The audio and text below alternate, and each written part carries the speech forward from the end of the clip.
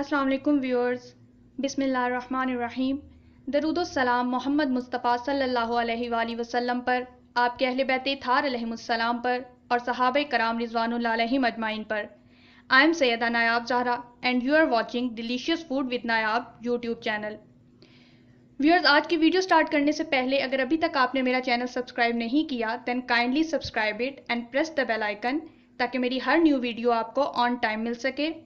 उम्मीद करती हूँ कि आप सब बिल्कुल खैरियत से होंगे। सबकी ईद जो है वो बहुत अच्छी गुजरी होगी और सब ने बहुत मज़े मज़े की डिशेस भी बनाई होंगी।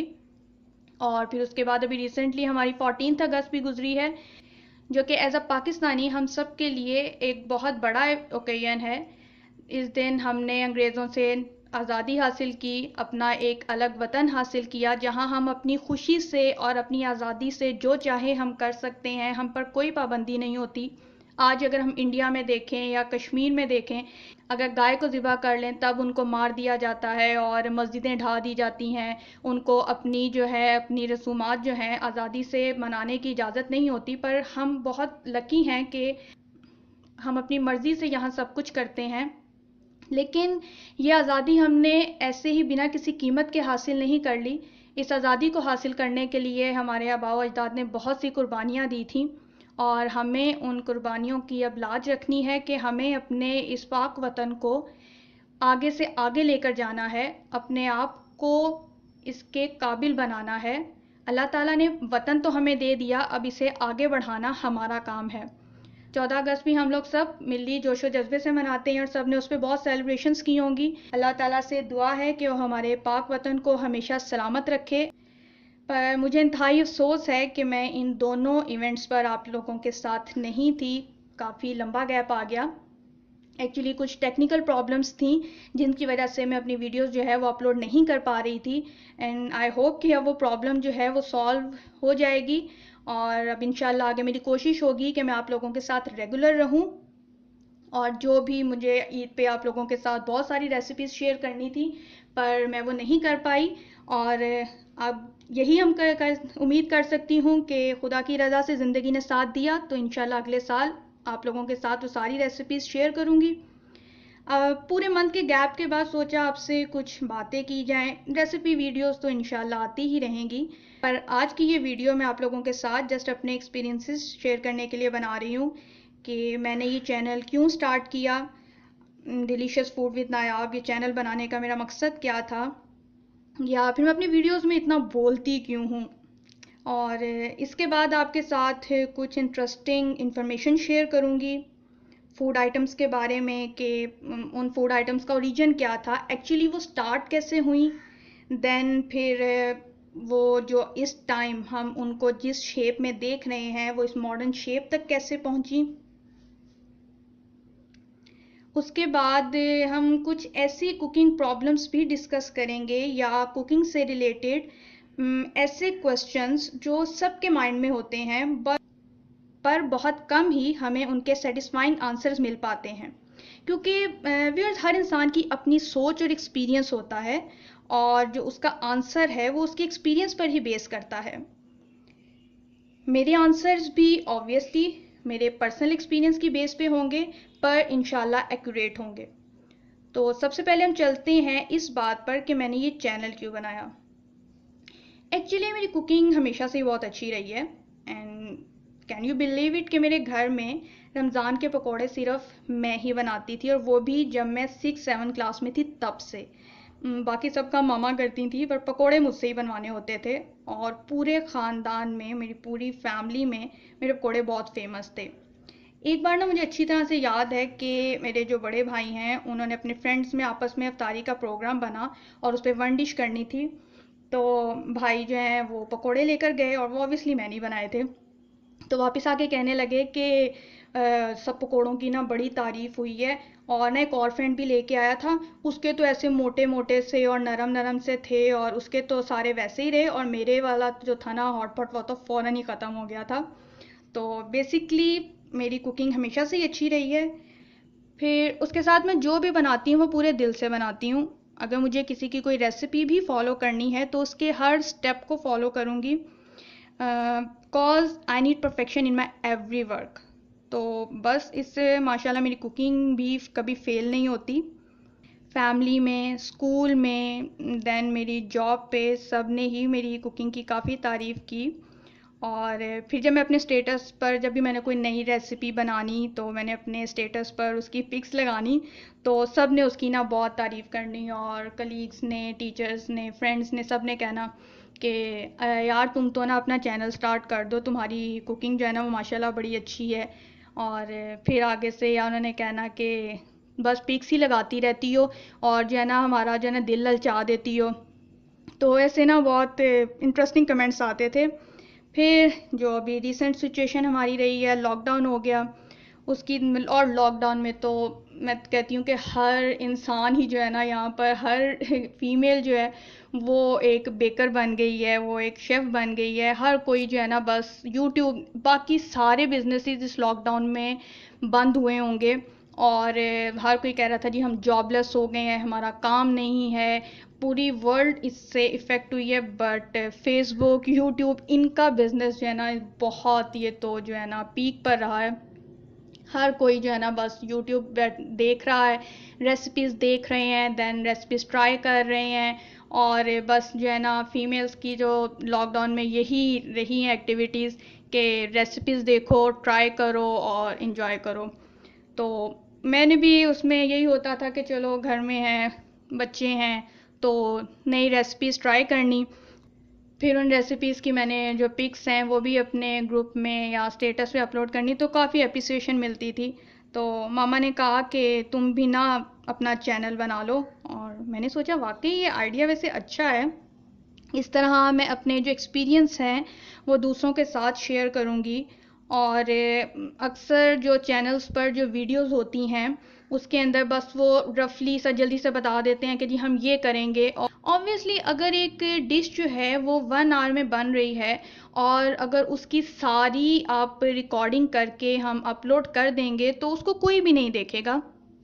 तो एक ऑब्वियस चीज़ है कि उसकी फिर कटिंग करनी पड़ती है, शॉर्ट करना पड़ता है। अब उसके अंदर जो होता है, अगर फ्लेम किसी की कम ज़्यादा हो गई है या टाइमिंग इश्यूज हो जाते हैं, उसकी वजह से रेसिपीज़ के रिजल्ट्स जो हैं वो डिफरेंट हो जाते हैं। तो मेरे चैनल बनाने का मकसद ही यही था कि मैं अपनी वीडियोस को इतना परफेक्ट करूं कि जो मैं कर रही हूँ अगर मैंने उसको स्किप भी किया है टाइमिंग को, तो फिर भी जो मैंने जितना टाइम लगाया है मैं एग्जैक्टली उतना टाइम ही दूँ। नॉर्मली हम जो टाइम बताते हैं वो राउंड नंबर्स में बताते हैं।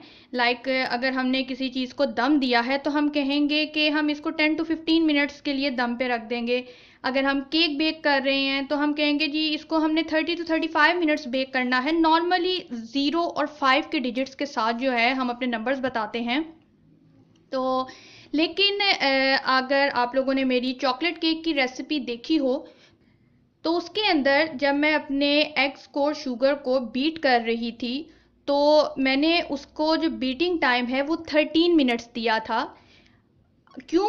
क्योंकि मुझे, जब मैं उसको बीट कर रही थी तो मुझे जिस उसको स्टेज पर चाहिए था उस टाइम पे 13 मिनट्स ही हुए थे, तो इसलिए मैंने उसको 13 मिनट्स ही लिखा। मैं चाहती तो मैं लिख सकती थी कि आफ्टर 15 मिनट्स, बट मैंने कहा कि नहीं, मेरा अगर एक रिज़ल्ट 13 मिनट्स में आया है तो मैं इसको 13 मिनट्स ही लिखूंगी।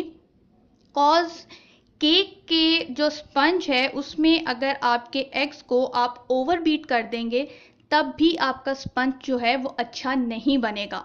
तो मैंने उस चीज़ को क्लियर रखने के लिए कि व्यूअर्स के लिए कोई प्रॉब्लम ना हो, मैंने उसको एग्जैक्टली 13 मिनट्स ही दिए। इसी तरह चीज़ को पकाते हुए भी मैंने उसको जितनी देर में उसको दम दूंगी, या मैंने पहले भी जो रेसिपीज़ बनाई, जितना मेरा कुकिंग टाइम होगा मैं एग्जैक्टली उतना कुकिंग टाइम ही लिखूंगी। जितना मैं उस चीज़ को मैरिनेट करके रेस्ट पे रखूंगी मैं उतना ही उसको दूंगी। क्योंकि मैं चाहती हूँ कि जो प्रॉब्लम्स या किसी भी रेसिपी को बनाते हुए जो कंफ्यूजन्स मेरे माइंड में रहीं, जो प्रॉब्लम्स मैंने फेस की, वो मेरे व्यूअर्स को ना हो। हम अक्सर होता है कि हम कोई रेसिपी देखते हैं पर उसमें बहुत से पॉइंट्स ऐसे आ जाते हैं जो हमें क्लियर नहीं होते। जो शेफ़ है, जो वीडियो मेकर है, वो कह रहा है कि जी हम इसको 5 से 7 मिनट पकाएंगे। 5 और 7, आपने भाई कितने मिनट आपने पकाया? इसको 5 मिनट पकाया या 7 मिनट पकाया? आपकी जो एक लुक आई है चीज़ की, वो आफ्टर कितने मिनट के आई है? क्योंकि अक्सर मेरे साथ, तो मुझे नहीं पता आप लोगों के साथ क्या होता है, पर अक्सर मेरे साथ तो ऐसा हुआ है कि मैं कोई रेसिपी अगर मैं फॉलो कर रही हूँ और उसमें शेफ़ ने बोला है कि जी आफ्टर 5 मिनट्स हम इसको ये कर देंगे, तो 5 मिनट बाद जो उसकी लुक होती है वो मेरी चीज़ की तो बिल्कुल नहीं होती थी। या अगर वो कह रहा है कि जी ये 10 मिनट में हमारा गल जाएगा, तो मेरी चीज़ तो 10 मिनट में बिल्कुल नहीं गलती थी। तो ऐसी कन्फ्यूजन्स रह जाती हैं, और उससे फिर जो होता है ना, हमें जो उन वीडियोस की या उस शेफ़ की क्रेडिबिलिटी होती है वो डाउटेड हो जाती है। मैंने ये चैनल इसीलिए बनाया कि मैं खुद अपनी रेसिपीज़, परफेक्ट रेसिपीज़ बना रही हूँ, मैं वो शेयर करूँ, ताकि मेरी वीडियो देखने के बाद किसी के माइंड में ये क्वेश्चन ना आए, ये कैसे किया था, ये कैसे हो गया, या इसको इसने कितनी देर किया। मैं जो भी एक व्यूअर के माइंड में क्वेश्चन आ सकते हैं, मैं खुद अपनी वीडियो में उसे क्लियर करने की कोशिश करती हूँ, क्योंकि मैं चाहती हूँ कि मेरा व्यूअर अगर वो एक बार मेरी एक वीडियो देख रहा है, तो वो वीडियो देखने के बाद वो कहे यस, ये था, यही है।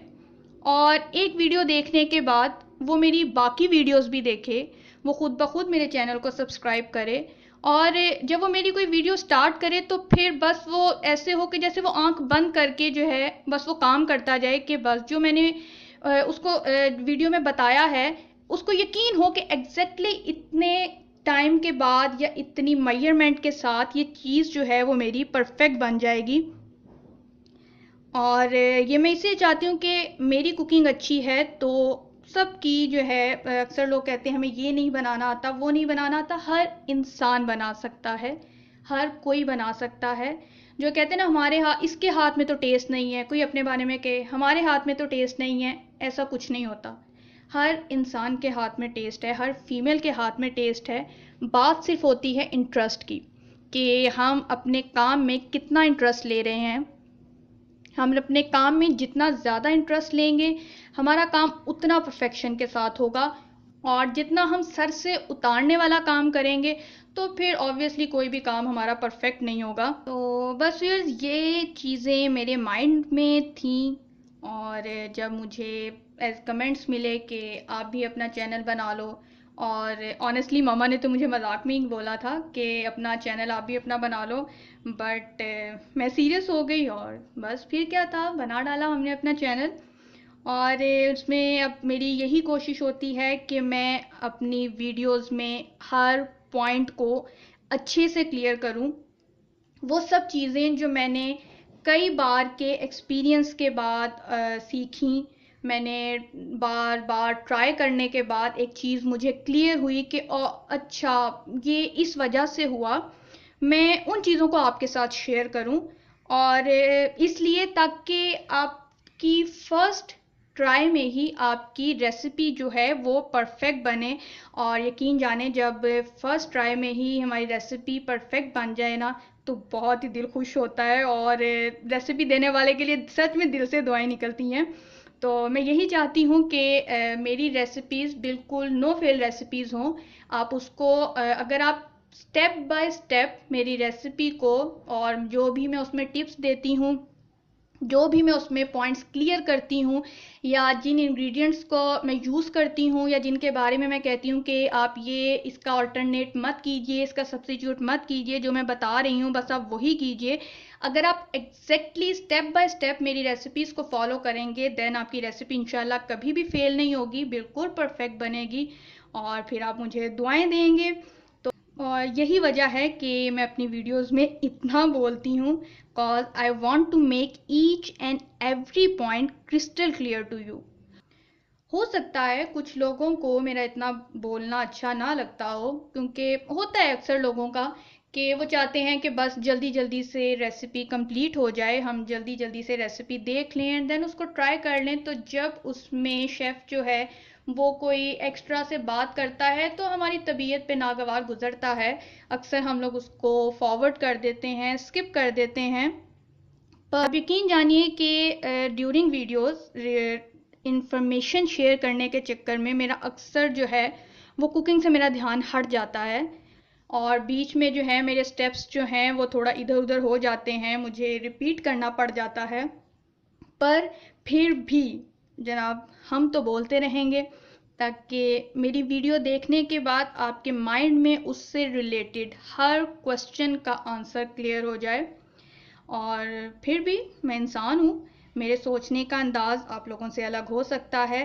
अगर कोई पॉइंट मुझसे रह जाता है तो आप इजीली कमेंट सेक्शन में मुझसे पूछ सकते हैं और आई विल आंसर यू। उसके साथ व्यूअर्स मेरी, जैसे कि मैंने आपको बताया, मेरी कोशिश होती है कि एग्जैक्टली मैं आपको वही टाइमिंग बताऊं जिसमें मेरी प्रोडक्ट कंप्लीट हुई है। रिकॉर्डिंग करते वक्त, रेसिपी बनाते वक्त जितना मेरी चीज़ ने एक कंप्लीट होने में टाइम लिया है मैं आपको उतना ही बताऊं। ऐसा नहीं है कि आपसे तो कह दूं कि हम इसे 8 से 10 मिनट पकाएंगे और उसके बाद जब मैं पकाने लगूं तो मुझे उसको गलाने में या उस चीज़ को कंप्लीट करने में 15 मिनट लग जाएं और मैं 15 मिनट के बाद आपको दिखा दूं कि देखें जी ये हमारा हो गया। अब मैंने नहीं आपको बताया कि जी ये मेरा तो 15 मिनट में हुआ, आप अपना सिर्फ वही पहला पॉइंट मेरी बात को जहन में रखेंगे कि मैंने कहा था कि हम इसे 8 से 10 मिनट पकाएंगे। और अक्सर लोग ऐसे बताने करते हैं कि हमने इसे 5 मिनट पकाया और ये इस कंडीशन में आ गया। पर जैसा कि मैंने आपको बताया कि उनको फॉलो करते हुए जब मैंने बनाई तो मेरा तो नहीं हुआ, और फिर ऑब्वियसली रिजल्ट में डिफरेंस आया। उस और जब एक दो बार ऐसा हो जाए कि आपकी चीज़ जो है वो सही ना बने तो उससे फिर उस इंसान की बात पर हमारा एतबार नहीं रहता। हमें लगता है कि ये तो बस ऐसे ही बोल देते हैं, या ये जो है ना बस अपनी वीडियो बनाने के लिए, व्यूज़ लेने के लिए, अपने आप को बड़ा शेफ्स जो है ना वो शो करने के लिए ये बस वीडियोस बना रहे हैं, आता जाता इनको कुछ नहीं है, ये बोलते कुछ हैं और करते कुछ हैं। अक्सर लोग ये इसलिए ऐसा कहते हैं कि उनकी रेसिपी भी चल जाए पर उनके इनर सीक्रेट्स भी रिवील ना हो। कहते हैं ना कि बिल्ली शेर की खाला है, वो उससे अपने सब गुर सिखाती है लेकिन दरख्त पे चढ़ने का गुर नहीं सिखाती कि अगर कभी शेर बिल्ली के पीछे पड़े तो बिल्ली जो है वो दरख्त पर चढ़कर अपनी जान बचा ले। तो अब कहने को वो यही कहेंगे कि जी हम आपके साथ तमाम सीक्रेट्स शेयर कर रहे हैं, तमाम आपको हम अपनी इनर बातें जो हैं वो बता रहे हैं।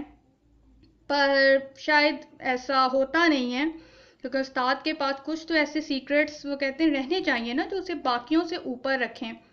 तो या ये भी हो सकता है कि इंसान हैं वो पर्पसली ऐसा ना करते हो, क्योंकि अक्सर ऐसा होता है लाइक मैं अपनी मदर की बात कर लूँ कि अगर हम अपनी ममा से पूछें कि ममा ये चीज़ आपने कैसे बनाई है, उनकी माशाल्लाह कुकिंग बहुत परफेक्ट है और उनकी हर चीज़ की बहुत तारीफ़ होती है, पूरी फैमिली में जो भी खाता है वो बहुत तारीफ़ करता है।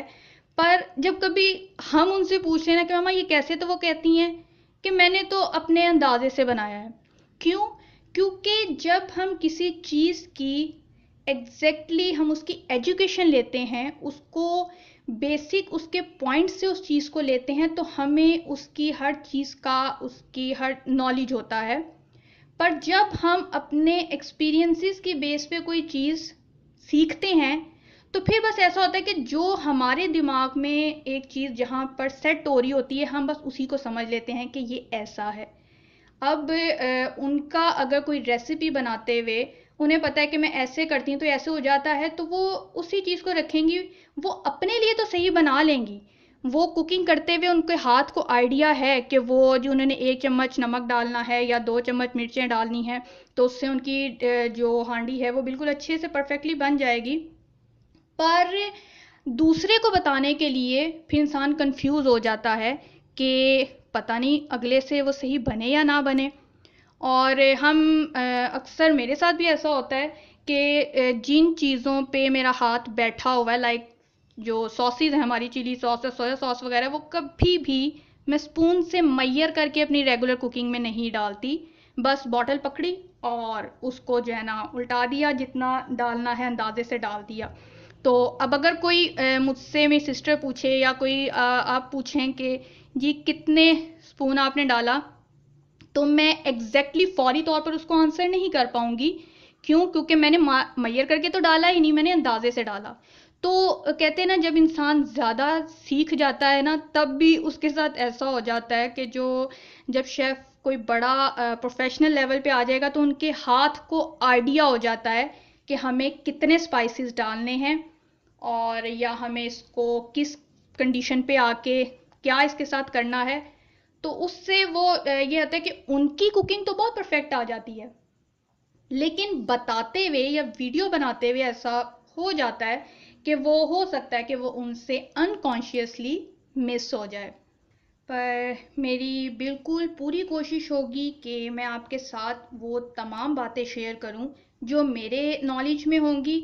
बाकी परफेक्ट तो व्यूअर्स कोई भी इंसान नहीं होता, हो सकता है कुछ बातें मुझे भी ना पता हों। तो सीखना तो ज़िंदगी का हिस्सा है, जो सारी ज़िंदगी चलता रहता है। रसूल पाक का फरमान भी है, इल्म हासिल करो महद से लहद तक, यानी सीखने का अमल सारी ज़िंदगी चलता ही रहता है। और इसके साथ मैं अपनी वीडियोस में मेरी पूरी तौर पर यही कोशिश होगी कि मैं अपने जो रेगुलर स्पाइसेस हमारे किचन में, होम किचन में यूज़ होते हैं, मैं अपनी वीडियोस में वही यूज़ करूं। ऐसा नहीं है कि वो चीज़ें मेरे पास नहीं हैं या वो स्पाइसेस मेरे पास नहीं है या मैं बचत करने के लिए उनको नहीं डाल रही, ऐसा बिल्कुल नहीं है। पर मैं तो वीडियो बनाने के लिए बना दूंगी। क्या अनि आपका क्या ख्याल है कि मैं कोई बहुत यूनिक वीडियोस बनाऊंगी? क्या जो मैं बनाऊंगी या जो मैं बना रही हूँ वो यूट्यूब में कहीं है ही नहीं? लोग लिखते हैं यूट्यूब की तारीख में पहली बार, पर अगर आप यूट्यूब सर्च करें तो यूट्यूब भरी पड़ी है उन रेसिपीज से। बट हर इंसान के सिर्फ एक बनाने का स्टाइल होता है, उसके थोड़ा सा इंग्रेडिएंट्स की रेशियोज का डिफरेंस होता है, जो कि हर एक वीडियो को दूसरी से डिफरेंट कर देता है। तो वो चीज़ें मेरे पास हैं, इक्विपमेंट्स जो हैं कुकिंग के, वो अल्हम्दुलिल्लाह मेरे पास हैं। पर ज़रूरी नहीं कि जो चीज़ें मेरे पास हैं वो हर एक के पास भी अवेलेबल हों। अब मैं तो वीडियो बना दूं, मैं पिज़्ज़ा बनाने लगी हूँ, मैं उसमें थाइम भी डाल दूं, ऑरिगानो भी डाल दूं, मैं उसमें ऑलिव्स डाल दूं, और जो है ना मशरूम, कॉर्न, ये वो, और मैं सारा जो है ना उसको भर के मैं तो अपनी वीडियो बहुत ज़बरदस्त सा पिज़्ज़ा बना के जो है ना अपनी तो वीडियो बना लूँ। पर उस वीडियो के मेरे बनाने का मतलब क्या रह जाएगा, उसका मकसद क्या रह जाएगा कि अगर उसको देखने वाले 20 लोगों में से जो 15 लोग हैं वो उसको ट्राई ही ना करें ये सोच के कि जी ये चीज़ें ही हमारे पास नहीं हैं। हमारे पास तो जी ब्रेड इम्प्रूवर नहीं है, हमारे पास ऑरिगानो नहीं है, हमारे पास पेपरिका पाउडर नहीं है, तो जी हम तो पिज़्ज़ा बना ही नहीं सकते। हमारे पास ओवन नहीं है तो हम पिज़्ज़ा बना ही नहीं सकते। हमारे पास चीज़ नहीं है तो हम पिज़्ज़ा बना ही नहीं सकते। तो उसका तो फिर कोई फ़ायदा नहीं रह जाएगा। तो इसलिए मेरी कोशिश यही होगी कि मैं वो इंग्रेडिएंट्स यूज़ करूं जो कि हम नॉर्मल अपने घर में कुकिंग में यूज़ करते हैं। और अगर कहीं पर मुझे कोई ऐसे इंग्रेडिएंट है जो कि उस रेसिपी की बेस है, तो वो तो फिर ऑब्वियसली हमें यूज़ करना ही पड़ेगा। और तो वो अगर आप कोई 10 रेसिपीज़ बना रहे हैं उसमें से किसी एक दो में स्पेशल इंग्रेडिएंट ले लें तो वो फील नहीं होता, लेकिन अगर 10 की 10 में आपको कोई स्पेशल इंग्रेडिएंट्स लेने पड़ रहे हैं तो फिर तो घर में जो है ना पापा भी यही कहेंगे, बेटा आप जो है ना आप तो छोड़ ही दो कुकिंग, आपने तो मेरा खर्चा ही बढ़ा दिया है। तो इसलिए मैं अपने इंग्रेडिएंट्स को जो है वो बहुत सिंपल रखूँगी, और उनके अंदर कोई कन्फ्यूजन नहीं रखूँगी कि कौन सा कम ज़्यादा। उनकी मेजरमेंट्स भी इंशाल्लाह मैं बिल्कुल परफेक्ट रखने की कोशिश करूँगी, ताकि आप बिना किसी कन्फ्यूजन के और बिना किसी प्रॉब्लम के मेरी हर रेसिपी को ट्राई करें। एंड डेफिनेटली जब आप उसको उसका बेहतरीन रिज़ल्ट मिलेगा तो आप मुझे यकीनन दुआएं देंगे। ओके, तो व्यूअर्स अपनी बातें तो काफ़ी हो गई। अब हम चलते हैं अपनी वीडियो के दूसरे सेक्शन की तरफ, जिसमें मैं आपसे कुछ बेसिक कॉन्सेप्ट्स और इन्फॉर्मेशन शेयर करूंगी। तो उसमें सबसे पहले जो हमारा पॉइंट है वो बेकिंग से रिलेटेड है, बेकिंग रूल्स में। तो व्यूअर्स बेकिंग का जो सबसे पहला रूल है वो ये होता है कि आपको अपनी बेकिंग हमेशा ग्राम्स में करनी होती है, यानी आप अपने इंग्रेडिएंट्स को हमेशा ग्राम्स में मेजर कीजिए। जो भी बेकरीज हैं वो सब अपनी प्रोडक्ट्स को ग्राम में मेजर करके बनाती हैं। ऑब्वियस ग्राम्स में मैं इसलिए कह रही हूँ क्योंकि छोटा अगर लेवल होगा, छोटी क्वांटिटी बनानी है तो ग्राम में लेंगे, वही अगर आपने बड़ी प्रोडक्ट बनानी है तो वो किलोग्राम्स में ऑब्वियसली चला जाएगा। बट ये है कि आप जो वेट का जो यूनिट है वो आप ग्राम आप यूज़ कीजिए। और इसी तरह जो बड़े शेफ़्स हैं, जो प्रॉपर बेकिंग क्लासेस जहाँ पर दी जाती हैं, बेकिंग सिखाई जाती है, जो प्रॉपर शेफ़्स हैं, बेकिंग शेफ़्स, वो हमेशा जो अपनी बेकिंग है उसे ग्राम्स में करते हैं। क्यों? क्योंकि ग्राम्स में देखें, ग्राम जो है वो एक क्वांटिटी है। अगर आपको एक केक में 50 ग्राम मैदा आपने यूज़ करना है, जब आप उसको वेट करेंगे तो हमेशा आपको उतनी ही क्वांटिटी मैदे की मिलेगी। लेकिन वही 50 ग्राम अगर आप कहें कि जी हमें कप्स में बता दें, तो जब आप उसे कप में करेंगे तो अब कप जो है उसके या स्पून्स में अगर आप लेते हैं तो उनके डिफरेंट लेवल्स हो सकते हैं। कप आप लेवल्ड भी ले सकते हैं, उस थोड़ा कम भी ले सकते हैं, आप उसको हीप्ड भी ले सकते हैं। हीप्ड में भी 3 लेवल्स आ जाएंगे, low heap, medium heap, high heap. या अक्सर होता है जिस अगर आप स्पून्स लेते हैं, स्पून को लेवल करके या उसको थोड़ा सा हीप करके या उसको एक्स्ट्रा हीप करके, तो उसके वजह से क्या होगा कि आपकी जो है बेकिंग, उसका रिज़ल्ट हमेशा डिफरेंट हो सकता है। या फिर ये है कि आप अपनी तो बेकिंग को परफेक्ट कर लेंगे कि आप बार बार करने के बाद आपका जब हाथ सेट हो जाएगा तो आपको पता होगा कि स्पून इतना हीट करना है, तो उससे हमारी चीज़ परफेक्ट बनेगी। लेकिन जब वही क्वांटिटी आप किसी और को बताएंगे तो जब तक आप उसको प्रैक्टिकली दिखाएंगे नहीं कि आपने कितना हीट स्पून लिया, उसकी रेसिपी भी परफेक्ट नहीं बनेगी। लेकिन ग्राम्स अगर आप कह देते हैं कि जी हमने ये ग्राम में है, तो वो ऑब्वियसली हमेशा सेम रिज़ल्ट आएगा और उससे जो आपकी बेकिंग है वो हमेशा परफेक्ट रहेगी। अब आप ये कहेंगे जी हम इसको ग्राम्स में कैसे करें, क्या अब हर चीज़ को हम शॉप पे लेके जाएंगे जी हमें ये मेजर कर दें? बिल्कुल ऐसा नहीं है। उसके लिए आप किचन स्केल यूज़ कीजिए। किचन स्केल जो है वो इजीली मार्केट से अवेलेबल है और वो उसकी क्वालिटी के हिसाब से उसकी डिफरेंट प्राइसेस होती हैं। 1000 एक एवरेज स्केल जो है वो 1000 से 1200 के बीच में आराम से आ जाता है। अगर आप थोड़ा इससे अच्छी क्वालिटी करेंगे तो ऑब्वियसली प्राइस बढ़ जाएगी, अगर आप कम की तरफ चले जाएंगे प्राइस कम हो जाएगी। तो वो तो आपकी क्वालिटी पे डिपेंड करता है। ये देखिए इस तरह का जो है किचन स्केल होता है और आप यकीनन देख रहे होंगे कि इसके ऊपर ये क्या लिखा हुआ है। तो एक्चुअली किचन स्केल को यूज़ करने के लिए कुछ प्रिकॉशंस होती हैं कि अगर आप उनको सही तरह से उनको फॉलो नहीं करेंगे तो जो आपका किचन स्केल है वो ख़राब हो सकता है। चूँकि रिसेंटली मुझसे मिस्टेक हुई और मेरा किचन स्केल जो है वो ख़राब हुआ है, तो अब न्यू लाने के बाद बाबा ने मुझे देने से पहले ही उसके ऊपर जो है ना वो इंस्ट्रक्शंस लिख दी हैं कि अब ये वाले काम जो है ना वो दोबारा मत करना वरना ये ख़राब हो जाएंगे। उसमें ये कि जो मेरा ये स्केल है ये 1000 ग्राम्स तक मेजर करता है, यानी 1 kg तक। तो इसलिए उन्होंने पहला पॉइंट तो लिख दिया है कि 900 ग्राम से ज़्यादा वज़न ना करें, तो और हम कम ही रख लें तो बेटर है। हमें क्या ज़रूरत है कि हम पूरा 1 kg तक जाएं। अगर आपको 1 kg मेजर करना है तो आप 500 ग्राम्स करके 2 टाइम्स में मेजर कर लें।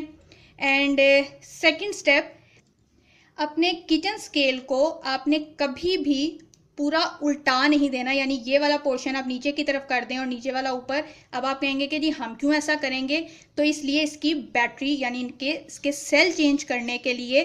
तो आपने कभी ऐसा नहीं करना कि आप इसको पूरा उल्टा दें और फिर आप सेल चेंज करें। सेल चेंज करने के लिए हमेशा आप इसको ऐसे साइड पर ऐसे करके और फिर आप यहाँ से इसको इसका लेड ये ओपन करके और यहाँ से आप इसके ऐसे सेल चेंज करेंगे। इसको कभी भी आपने टोटली उल्टा नहीं देना।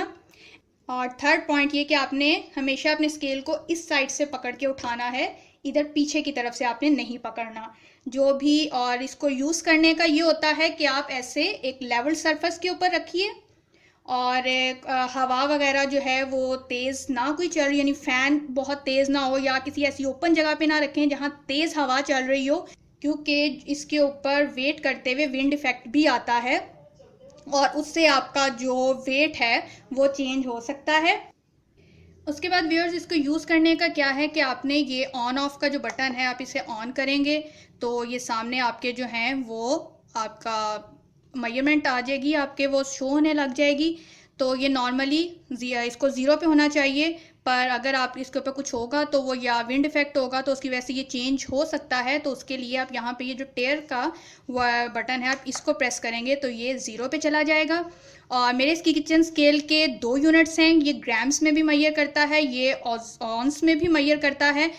तो जो इसका बेसिकली बाय डिफ़ॉल्ट यूनिट है वो ग्राम्स में है, पर अगर हम इसे ऑन्स में करना चाहें तो ये जो मिड वाला मॉड का बटन है, जब हम इसको मॉड को प्रेस करेंगे तो ये यहाँ पर जो एरो ऊपर था ग्राम्स की तरफ, वो नीचे इधर ऑन्स की तरफ चला गया है और ये जो है हमारी फिर ऑन्स में आ गई। और इसी को अगर हम वापस कर देंगे तो ये वापस से ये एरो ऊपर ग्राम्स की तरफ चला गया, तो ये हमारी ग्राम्स में आ जाएगी। अब ये कि कुछ हमने चीज़ें जो हैं, अब जब हमने किसी बाउल में डाल के मेजर करनी है तो ऑब्वियसली आप कहेंगे कि जी बाउल का भी तो वेट आएगा, तो उसके लिए आपको क्या करना होता है। तो उसके लिए ये है कि आपने जिस भी बाउल में या जिस भी बर्तन में आपने मेजर करना है, आप उसे इधर स्केल के ऊपर रखेंगे और फिर आप जब अपना ऑन का बटन प्रेस करेंगे तो यहाँ पर ये ज़ीरो पे ही शो करेगा। वो इसका वेट जो है, बर्तन का वेट जो है या बाउल का, वो यहाँ पर शो नहीं करेगा। और फिर आप उसके अंदर जो भी चीज़ डालेंगे वो आपको एग्जैक्टली ज़ीरो से स्टार्ट करके आपको एग्जैक्ट उस चीज़ की मेजरमेंट आपको ये स्केल देगा। और पर अगर आपका यहाँ पर आपने एक बाउल को तो इस तरह से कर लिया, पर अगर आप अपना बाउल चेंज कर रहे हैं तो फिर जब आप उसको इस पे रखेंगे तो ऑब्वियसली यहाँ वो कोई ना कोई वेट शो करेगा। लाइक ये देखिए, मैं अपनी फिंगर ही अगर रख रही हूँ तो यहाँ पर ये नीचे वेट चेंज हो रहा है। तो जब आप इस पर कोई वेट रखेंगे, जैसे मैं ये बाउल रख देती हूँ तो ये देखिए इसने ये वेट किया, उसके लिए आप इसको टेयर का बटन प्रेस करेंगे तो अब जो है ये ज़ीरो पर चला जाएगा। अब भी आप जो भी चीज़ इसमें डालेंगे वो इसकी सिर्फ उस चीज़ को ही मेजर करेगा, इस बाउल का जो वेट है वो इसमें नहीं आएगा। और उसके बाद जो है जब आप इसको यूज़ कर लें देन आप इसको, अब ये देखिए जब हमने उठाया तो अब ये इसका वेट जो है वो ज़ीरो से पीछे चला गया, क्योंकि हमने टेयर कर दिया था, ज़ीरो कर दिया था, तो जो वेट हमने उठाया है अब वो माइनस में यहाँ चला गया है। और बस अब हम इसको ऑफ कर देंगे। हमेशा अपने किचन स्केल को जो है वो आप कवर करके इसके बैग में डाल के रखिए या इसके डिब्बे में बंद करके रखिए। उसके बाद सेकंड थिंग व्यूअर्स, अगर आपके पास ये किचन स्केल नहीं है then second option is this, आप ये मेजरिंग कप्स और ये मेजरिंग स्पून्स जो हैं आप ये यूज़ कीजिए। ये जो है वो डिफरेंट क्वालिटी के होते हैं, प्लास्टिक के भी और आयरन में भी। तो आप जो है जो आपको अवेलेबल हो, जो आप लेना चाहें। मैंने जब लेने थे उस टाइम मुझे काफ़ी अर्जेंटली चाहिए थे और मुझे बस यही पूरी मार्केट में एक ही शॉप से बस ये मिले, तो इसलिए फिर मैंने ये कलरफुल से ले लिए। और इनको यूज़ करने का रूल क्या होता है कि आपने इनको यूज़ करना है तो लेवल लेना है। लाइक देखिए कि अगर हमारे पास ये शुगर है और आपको शुगर लेनी है तो आप इसको ऐसे बिल्कुल लेवल्ड करके लेंगे। आपने ये नहीं करना कि आप ऐसे जो है वो भर के ले लें, क्योंकि उससे तो फिर ये लेवल डिफरेंट हो जाएगा ना। ये हमारे जो होते हैं ये बेसिकली जो होते हैं नॉर्मली ये ml के अंदर यानी मिलीलीटर के अंदर हमारे ये मेजरिंग कप्स या स्पून्स होते हैं। और पानी तो फिर इस तरह से ऊपर हीप में नहीं आएगा, पानी ने तो लेवल्ड ही आना है। तो जो भी आपने चीज़ लेनी है ऐसे लेवल करके आप इन कप्स को ऐसे यूज़ करेंगे। और इसी तरह जब आपने स्पून्स करने हैं तो आप स्पून्स को भी ऐसे ही लेवल्ड करके यूज़ करेंगे। अब इनके जो डिफरेंट लेवल्स होते हैं कप्स और स्पून्स के, इसमें सबसे पहले ये आपका 1 कप होता है जो कि 250 ml है, देन हाफ कप जो कि 125 ml है, और फिर ये आपका होता है 1/3 कप जो कि 80 ml होता है, देन 1/4 कप जो कि 60 ml है, एंड लास्ट वन 1/8 कप जो कि आपका 30 ml होता है। उसी तरह ये जो आपके स्पून्स हैं उसमें भी ये सबसे पहले 1 टेबल स्पून जो कि आपका होता है 15 ml, than half table spoon ये आपका होता है 7.5 ml, and 1 teaspoon 5 ml, half tea spoon 2.5 ml and 1/4 teaspoon 1.25 ml। Normally जो हमारा 1 टेबल स्पून होता है ये 3 टीस्पून्स के इक्वल होता है, क्योंकि अभी मैंने आपको बताया कि 1 table spoon is 15 ml and 1 teaspoon is 5 ml। तो obviously 1 table spoon equals to 3 teaspoons. और चूंकि मैंने आपको बोला कि जो हमारा एक टेबल स्पून है वो 15 ml का है, तो उस हिसाब से जो हमारा ये 1/4 ml का कप है ये आपका 4 टेबल स्पून होगा, और ये जो आपका 1/3 कप है ये आपका अबाउट 5.5 टेबल स्पून होगा। और इसी तरह ये आपके 15 ml के हिसाब से आप अपने सारे कप्स की मेजरमेंट्स कर सकते हैं। पर ये कप्स की या स्पून्स की मेजरमेंट्स जो है वो उन लोगों के लिए है जिनके पास किचन स्केल नहीं है। पर मेरी सजेशन आपको यही है कि आप लाजमी किचन स्केल ही लीजिए, क्योंकि इसी से आपकी जो बेकिंग है वो बिल्कुल परफेक्ट आएगी।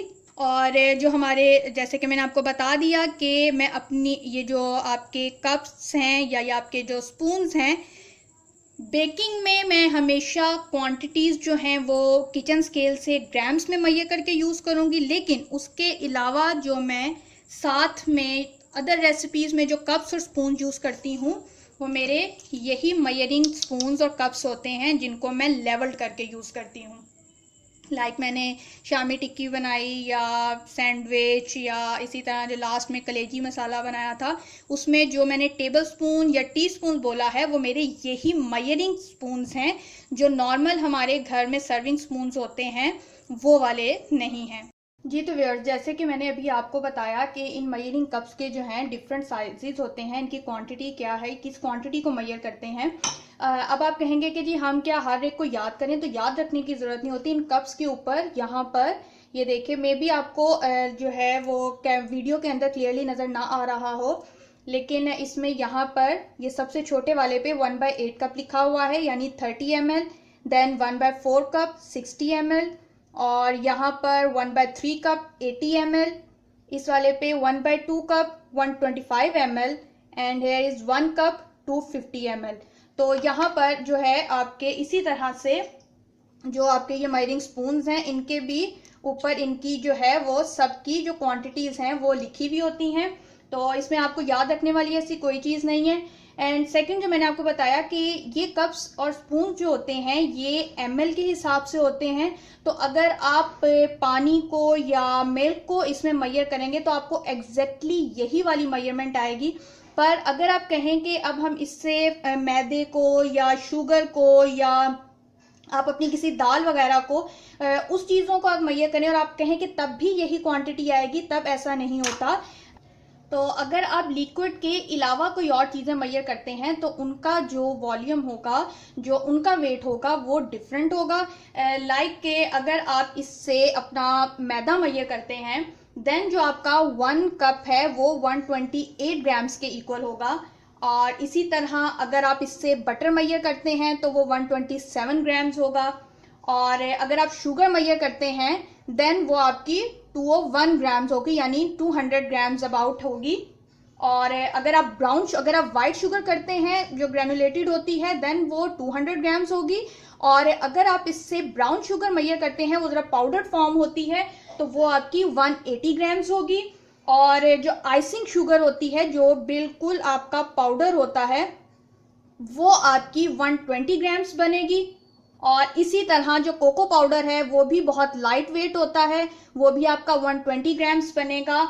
जबकि अगर आप इसको लिक्विड लेंगे तो इसके ऊपर जो है वो 250 ml लिखा हुआ है, बट ये 250 ml भी होता है, 240 ml भी होता है। मैं अपनी वीडियो में जो इंटरनेशनल बेकिंग कन्वर्जन चार्ट है वो भी अभी लगा दूंगी, तो उससे भी आपको हेल्प मिलेगी कि आप चीज़ों को सही से आप देख सकें कि एक कप जो है वो किस चीज़ के कितने ग्राम्स के इक्वल होगा। हम उसका एक्सपेरिमेंट भी करके देख लेते हैं। हम अपना किचन स्केल रखेंगे और इसमें अभी इसके ऑफ होते हुए ही हम इस पे अपना बाउल रखेंगे और अपना ऑन का बटन प्रेस कर देंगे। अभी देखिए यहाँ वेट जो है वो 0 ही शो हो रहा है। अब मैंने ये 1 कप मैदा ये बिल्कुल ऐसे लेवल करके लिया और इसको हम अपने बाउल में डाल के देख लेते हैं। ये देखिए जो हमारा वेट है ये 132 ग्राम्स इस टाइम शो कर रहा है। मैंने आपको यही कहा था कि कप में अभी मैंने लेवल करके लिया तब भी ये 132 ग्राम है। यही अगर ये थोड़ा सा और कम हो जाएगा, यहाँ आपका जो मैदे की क्वांटिटी है वो कम हो जाएगी, या अगर मैं इससे थोड़ा ज़्यादा ले लूँगी तो यही ज़्यादा हो सकती है। तो जब आप कप्स में या स्पून्स में करते हैं तो इस तरह से जो आपकी क्वांटिटी है वो डिफरेंट आ सकती है, बट जब आप ग्राम्स में करोगे तो हमेशा सेम क्वांटिटी ही आएगी।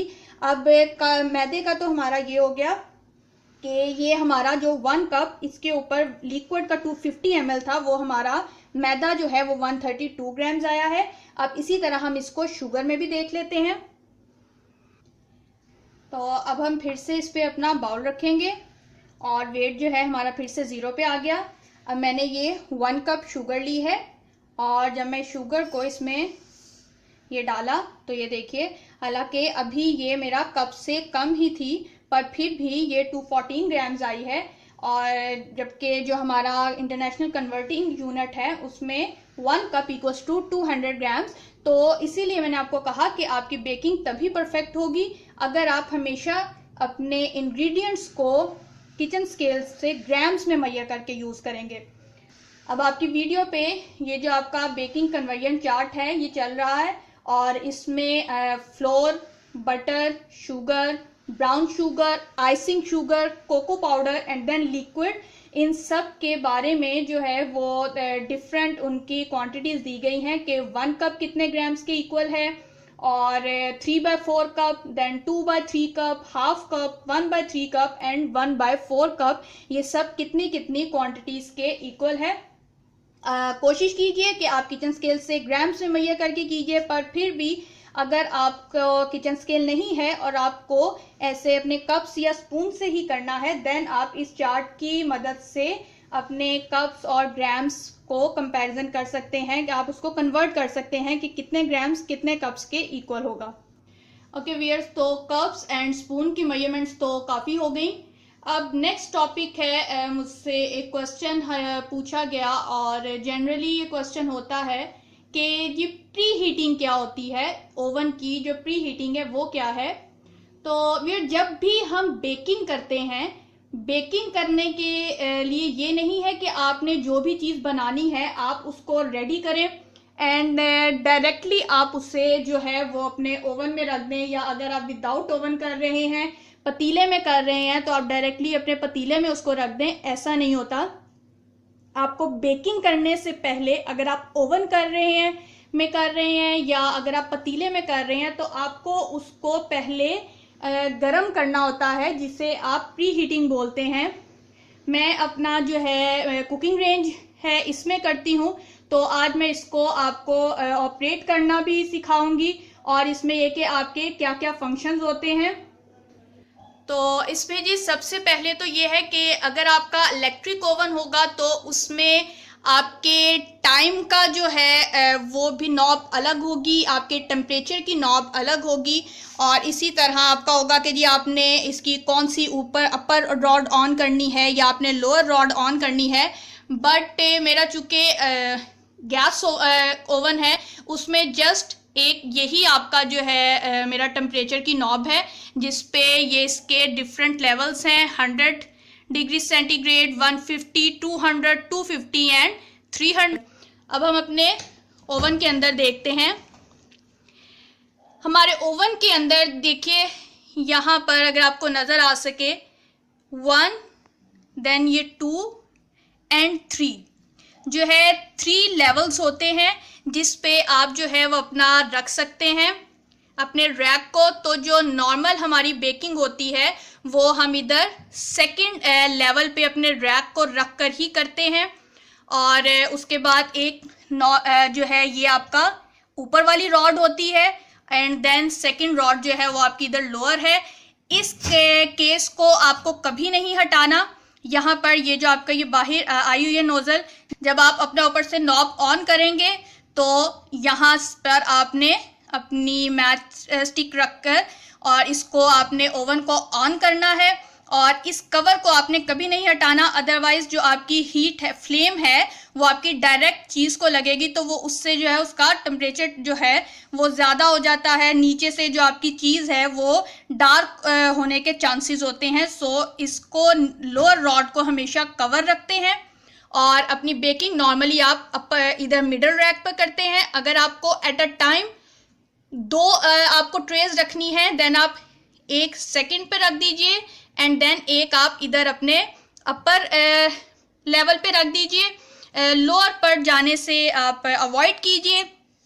नॉर्मली जो हमारी होती है गैस ओवंस के अंदर जो हमारी बेकिंग है वो जस्ट आपने लोअर लेवल को चलाकर ही करनी होती है। बट ऊपर से कलर देने के लिए ये होता है कि जब अगर आपका 40 मिनट्स की आपकी बेकिंग है तो 30 या 35 मिनट्स तक अपनी बेकिंग करने के बाद देन जो आप ये आपका ऊपर वाली रॉड है इसको आप ऑन कर देते हैं। ये जस्ट लास्ट के 5 to 10 मिनट्स ही आप ऑन करते हैं ताकि इस पर आपका चीज़ के ऊपर अच्छा सा कलर आ जाए।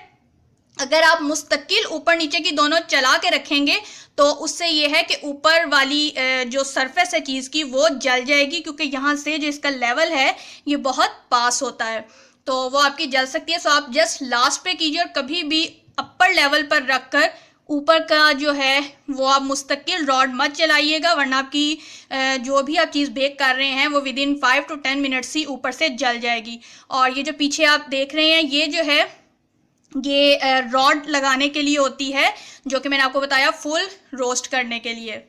तो व्यूअर्स ये तो हो गया ओवन और उसका यूज़। आपको ओवन को प्री हीट अब इसको कैसे करना है कि जब भी आपको कोई चीज़ बेक करनी है तो आप उसके टाइमिंग से इसको 20 to 25 मिनट्स, अगर लाइक आपको केक बेक करना है तो आप अपने सारे इंग्रेडिएंट्स को मेजर कर लीजिए और सब सेट करके आप अपने काउंटर पर रख दीजिए। उसके बाद जो है आप अपना ओवन जो है उसको ऑन कीजिए। 180 डिग्रीज पर केक जो है वो बेक होता है तो आप 180 डिग्रीज पर टेम्परेचर सेट करके और इसका डोर जो है वो बंद कर दीजिए और उसके बाद आप अपना सारा केक का बैटर तैयार कीजिए। उसको तकरीबन 20 to 25 मिनट्स लग जाते हैं केक बैटर रेडी होने में। उतनी देर में जो हमारा ओवन है वो बिल्कुल सही से प्री हीट हो जाएगा। देन आप अपना ओवन डोर खोलिए, अपना जो मोल्ड है केक का अगर कर रहे हैं तो केक का मोल्ड या जो भी चीज़ आप बेक कर रहे हैं उसे ओवन में रखिए एंड देन बंद कर दें। और ध्यान रखिए कि अगर आप कोई ऐसी चीज़ बेक कर रहे हैं जिसको 20 से 25 मिनट से ज़्यादा टाइम लग रहा है तो कभी भी स्टार्टिंग के 20 मिनट्स पे आपने डोर ओपन नहीं करना। जैसे कि अभी आपने मेरे ओवन का देखा कि इसका जो डोर है वो ग्लास का है तो आपको बाहर से ही नज़र आ जाएगा कि अंदर जो आपकी चीज़ है उसकी क्या कंडीशन है। तो स्टार्टिंग के 20 मिनट्स में आपने डोर बिल्कुल ओपन नहीं करना। उसके बाद ये है कि अगर आपको कोई डाउट है या आप कुछ चेक करना चाहते हैं देन आप डोर ओपन करके उसको देख सकते हैं। लेकिन अगर आप पिज़्ज़ा बेक कर रहे हैं तो पिज़्ज़ा 15 to 20 मिनट्स लेता है तो अबाउट किसी भी चीज़ की बेकिंग के हाफ टाइम तक आपने उसको बिल्कुल भी ओपन नहीं करना डोर को, क्योंकि इससे क्या होगा कि जो आपकी हीट होगी ओवन की वो उससे बाहर निकल जाएगी और जो बेकिंग इफ़ेक्ट है वो जो आपकी बेकिंग हो रही है वो उससे डिस्टर्ब हो जाएगी।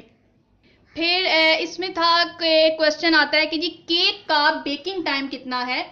तो जो आपका नॉर्मल स्पंज होता है, केक स्पंज होता है, लाइक आपने कोई चॉकलेट केक बनाना है, क्रीम केक बनाना है, कोई भी जो आपका सिंपल स्पंज हो, बेसिक स्पंज होता है, उसका baking time minimum 30 to 35 minutes है एक नॉर्मल ओवन का। पर ये टाइम जो है ये वेरी करता है, कर सकता है आपके ओवन की टेम्परेचर पर। बाज़ ओवन होते हैं जिनका टेम्परेचर हाई होता है, लाइक मेरी खाला का जो कुकिंग रेंज है उनका टेम्परेचर जो है ना हाई है कि मैं उस पर केक रस बना रही थी, और मुझे आइडिया है कि उसका जो केक है वो नॉर्मली मेरा 45 to 50 मिनट्स ले जाता है बेक करने में, पर उनका ओवन में जो है वो आफ्टर 30 मिनट्स ही जो है केक वो जलने लग जाता था। और जो मुझे आदत क्योंकि थी अपने कुकिंग रेंज की, और मेरे ओवन के अंदर जो है वो मैंने आपको कहा कि 45 to 50 मिनट्स ले जाता है। क्यों? क्योंकि इसका टेम्परेचर जो है ये थोड़ा लो है, तो बार बार की प्रैक्टिस से मुझे आइडिया हो गया कि इसका टेम्परेचर जो है कम है, तो मैं अब अपनी बेकिंग उसके हिसाब से कर लेती हूँ। जो नॉर्मल एक केक की टाइमिंग है वो 30 to 35 मिनट्स है, जिसमें वो सही बेक हो जाता है। पर आपने जैसे कि मैंने अपने चॉकलेट क्रीम केक की रेसिपी में बताया था कि केक के बेक होने की 3 उसकी होती हैं निशानियां हैं। एक तो ये है कि विदाउट चेक किए कि ये होता है कि जब केक बेक हो जाएगा तो आपको जो है ना उसका जो अरोमा है वो आपको लाइक अगर आप किचन से बाहर हैं देन आप वहाँ पर भी आपको ऐसी फीलिंग आने लगेगी कि हाँ अंदर किचन में केक बेक हो रहा है। उसकी किचन में से उसकी खुशबू आने लग जाती है। सेकेंड इज दिस के खोले बिना ही आप डोर के बाहर से ही आप देख सकते हैं कि अगर जो स्पंज है वो मोल्ड की साइड्स से अलग हो रहा है, इसका मतलब ये है कि जो आपका केक है वो बेक हो चुका है। पर उसकी जो लास्ट ये है कि कंफर्मेशन कि ये वाकई बेक हुआ है कि नहीं, उसके लिए आप एक टूथपिक लीजिए और उसे केक के सेंटर में प्रिक कीजिए टोटली, और जब आप उसको निकालेंगे अगर वो क्लीन आ जाती है then your cake is ready, और अगर उसके ऊपर बैटर लगा होता है देन आप उसको कुछ और टाइम दे दीजिए। पर ये टाइमिंग जो है वो स्पंज केक की है। डिफरेंट केक्स की जो टाइमिंग्स हैं वो डिफरेंट हो सकती हैं, पर उनकी जो है आपने चेकिंग उसकी इसी तरह से करनी है। जो आपका नॉर्मल केक होता है उसको आपने 180 डिग्रीज पर बेक करना होता है, लेकिन जो आपका केक रस्क होते हैं, केक रस्क का जो पाउंड केक आपने बनाना है उसे आप थोड़े लो टेम्परेचर पे, आप कह लीजिए कि आप 160 डिग्रीज पे आप उसको बेक करेंगे और उसको टाइमिंग आप ज्यादा देंगे। नॉर्मल एक फैट वाले केक की जिसमें बटर यूज हो रहा है या जिसमें ऑयल यूज हो रहा है, उस केक को अगर आप लो हीट पे बेक करेंगे तो वो हार्ड हो जाएगा, जबकि हमें केक्स जो हैं वो सॉफ्ट चाहिए होते हैं। लेकिन जो आपका केक रस है उसका केक हमें थोड़ा हार्ड चाहिए होता है, टाइट सा चाहिए होता है, क्योंकि अगर वो सॉफ्ट होगा ज्यादा तो आपके केक रस जो है वो ज्यादा क्रिस्पी नहीं बनेंगे, और अगर वो हार्ड होगा जरा टाइट सा होगा तो फिर जो आपके केक रस हैं वो बहुत अच्छे बनेंगे। इसलिए आप थोड़ा टेम्परेचर, नॉर्मल बेकिंग जो टेम्परेचर है वो 180 डिग्रीज है, आप अपना ओवन का टेम्परेचर थोड़ा कम करके उसको टाइमिंग थोड़ी ज़्यादा देते हैं उसके केक को, ताकि वो थोड़ा हार्ड सा बेक हो, और उसके बाद जब आप उसको केक रस को दोबारा से कटिंग करने के बाद बेक करें तो फिर रेडी होने के बाद वो दोबारा से सॉगी ना हो जाए, वो बिल्कुल फ्रेश से क्रिस्पी क्रिस्पी से रहें। अब जब केक रस की बात चल ही रही है तो एक ये क्वेश्चन भी आता है कि क्या हम केक रस में बटर की जगह ऑयल यूज़ कर सकते हैं? तो बिल्कुल आप यूज़ कर सकते हैं। मैं केक रस जो है वो ऑयल से ही बनाती हूँ, पर ये है ना कि बटर से जो टेस्ट है वो बिल्कुल बहुत अच्छा आता है, बहुत परफेक्ट आता है। पर ये भी एक रियलिटी है कि बटर जो है वो काफ़ी कॉस्टली होता है, और हम अक्सर अपनी रेसिपीज़ जो हैं वो स्किप कर देते हैं कि वो इतना बटर जो है ना इसमें तो बहुत ज़्यादा लग रहा है। तो बटर का ऑल्टरनेट आप ऑयल डेफिनेटली कर सकते हैं, पर ऑयल से बेटर ये है कि आप उसमें जमा हुआ घी यूज़ कर लीजिए। लाइक कैसे कि आपने जितनी क्वांटिटी बटर की लिखी हुई है रेसिपी में, लाइक अगर एक केक में बटर की रेसिपी 150 ग्राम्स लिखी हुई है तो आपने एग्जैक्टली 150 ग्राम्स ही घी लेना है। उस घी को आप फ्लेम पे, चूल्हे पे मेल्ट कीजिए और फिर उसे आप फ्रीजर में रख के जमा लें। वो जो आपका जमा हुआ एक बार मेल्ट होने के बाद जम जाएगा दोबारा, वो जो आपका घी है उसे आप बटर की जगह पर अपने केक्स में या अपने बिस्किट्स में किसी भी जगह पर बटर की जगह आप यूज कर सकते हैं। पर हाँ, उसके टेस्ट में थोड़ा सा डिफरेंस जरूर आएगा। जो टेस्ट आपके बटर का है, बटर से चीज बनाने का है, वो घी से चीज बनाने में वो एग्जैक्टली टेस्ट नहीं आएगा। बट ये है, ठीक है, चीज अच्छी बन जाएगी। बाकी ऑयल भी आप यूज कर सकते हैं, नो प्रॉब्लम। और जिन केक्स में, जो केक्स ऑयल बेस्ड होते हैं, फैट बेस्ड होते हैं, यानी जिनमें बटर यूज हो रहा है या आप बटर की जगह जमा हुआ घी यूज कर रहे हैं या फिर ऑयल यूज कर रहे हैं, उनमें बैटर बनाते वक्त आप हमेशा जो है वो फ्रिज के कोल्ड एग्स यूज करेंगे। और ताकि, क्योंकि देखिए ना, बटर जमा हुआ है तो जब आप उसको बीट करने लगते हैं तो वो मेल्ट होने लग जाता है। जब आप वापस से उसमें ठंडे अंडे डालेंगे तो बटर वापस से अपनी जमी हुई कंडीशन में आने लग जाएगा।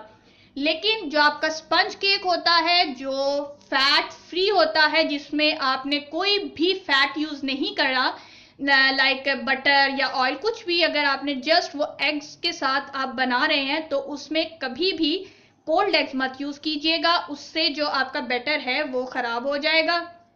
हमेशा उसमें आप रूम टेम्परेचर एग यूज करते हैं। और उसकी जो फोल्डिंग है, मैं जो आपके ड्राई इंग्रेडिएंट्स हैं उनकी एग में जो फोल्डिंग है वो आपने बहुत हल्के हाथ से और प्रॉपरली करनी होती है। अगर आप ओवर मिक्सिंग कर देंगे तब भी आपका केक खराब हो जाएगा। और अगर आप उसकी मिक्सिंग सही से नहीं करेंगे देन भी आपका जो है ना वो अंदर उसकी गुठलियां सी रह जाएंगी और केक जो है वो आपका प्रॉपरली आपका राइज नहीं होगा। ये तो ओवन के हिसाब से हो गया। अब जो लोग के पास ओवन नहीं है और वो पतीले में करते हैं तो पतीले के लिए मैं अलग से वीडियो भी बनाऊंगी, ओवन यूज की भी, और पतीले में आपको बेकिंग कैसे करनी है। अपनी वीडियोस के बीच में भी मैं इसको जो है वो हाईलाइट इंशाल्लाह करती रहूंगी। पर अभी मैं आपको बता दूं कि आपको पतीले में जो बेकिंग करनी है उसके लिए भी आप एक बड़े साइज का पतीला लीजिए और उसमें आप नीचे नमक डाल दें।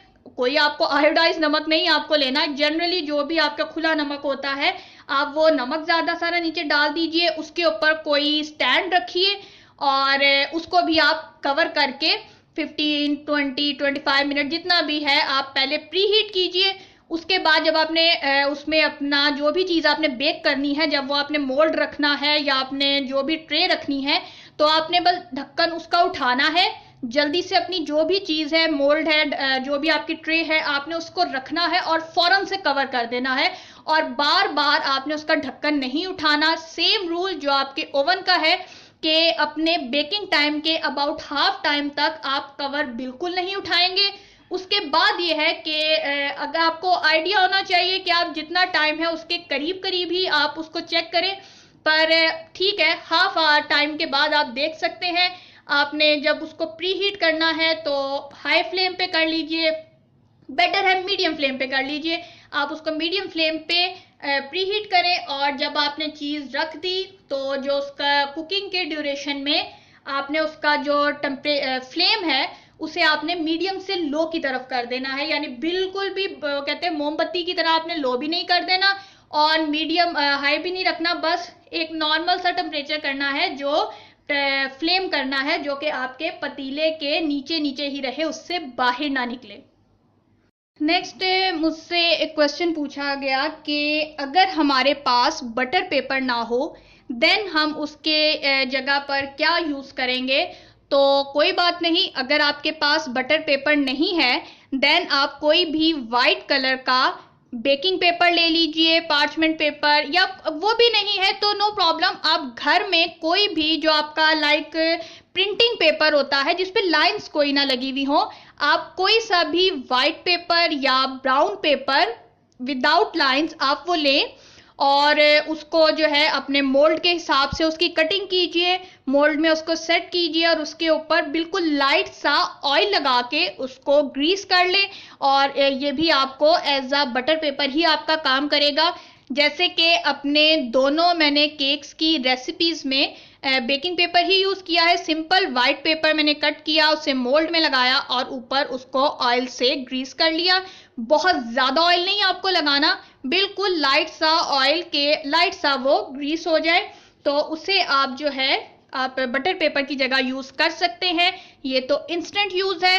आप इसी तरह उस पेपर पे ऑयल ग्रीस करके एंड देन फिर आप किचन टॉवल से एक्स्ट्रा ऑयल जो है वो वाइप कर दीजिए और उसके बाद उसको जो है आप रोल करके उन पेपर्स को प्लास्टिक बैग में रख के उसको जिप लॉक बंद करके तो आप इसको 2 से 3 दिन के लिए फ्रिज में भी रख सकते हैं कि अगर आपको 2-3 दिन बाद यूज़ करना हो तो आप उसे फ्रिज में रख के यूज़ कर सकते हैं।